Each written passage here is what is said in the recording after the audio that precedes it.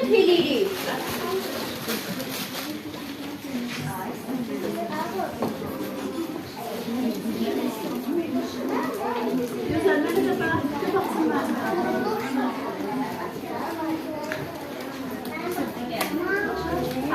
Ne görüm Urfa? Urfa.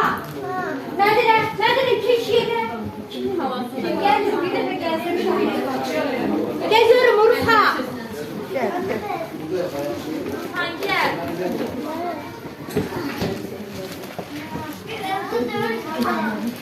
Niye de bu kapı etme? Hele yemeyin gözün gidin.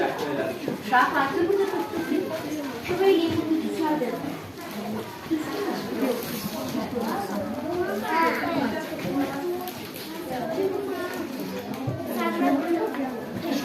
Gel görün bir gelin. Gel. Siz gelin uşaqlar. Gel. Eşiniz çek. Elə bəylər yanına. Tez gel. Gel. Bacım.